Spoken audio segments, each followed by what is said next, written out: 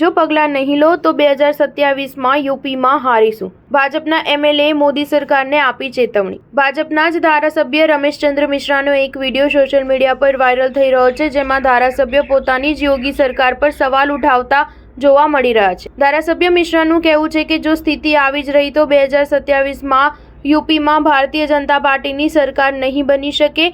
આ પાછળ તેમણે તર્ક પણ આપ્યો છે.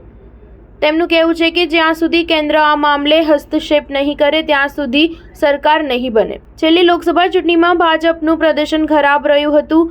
આ જ કારણ છે કે જોનપુરની બદલાપુર વિધાનસભા બેઠક પરથી ઉમેદવારને હારનો સામનો કરવો પડ્યો હતો. મિશ્રાએ એમ પણ કહ્યું કે અધિકારીઓ અહંકારી બની ગયા છે અને જનતાની ફરિયાદો સાંભળતા નથી. એટલું જ નહીં, તેઓ જનપ્રતિનિધિઓને પણ માન આપતા નથી અને મનમાની કરી રહ્યા છે, જેના કારણે સામાન્ય લોકોમાં સરકાર સામે રોષ જોવા મળી રહ્યો છે. ઉત્તર પ્રદેશમાં કેન્દ્રીય નેતૃત્વએ હસ્તક્ષેપ કરીને મોટો નિર્ણય લેવો પડશે, તો જ કંઈક થશે અને ઉત્તર પ્રદેશમાં ફરી સરકાર બનશે.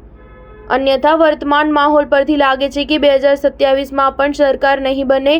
ભાજપના ધારાસભ્યએ મોદી સરકારને ચેતવતા કહ્યું કે લોકસભા ચૂંટણી દરમિયાન પીડીએને લઈને સમાજવાદી પાર્ટી દ્વારા ફેલાયેલો ભ્રમ દૂર કરવો પડશે. મુખ્યમંત્રીએ મંત્રીઓ સાથે બેઠક કરીને આ સમસ્યાનો ઉકેલ શોધવો જોઈએ. અગાઉ શુક્રવારે ભાજપ નેતા અને પૂર્વ કેબિનેટ મંત્રી મોતીસિંહે પણ આવું જ નિવેદન આપ્યું હતું. મોતીસિંહે એમ પણ કહ્યું હતું કે મેં મારી 42 વર્ષની રાજકીય કારકિર્દીમાં ક્યારેય આટલા ભ્રષ્ટાચારની કલ્પના કરી ન હતી.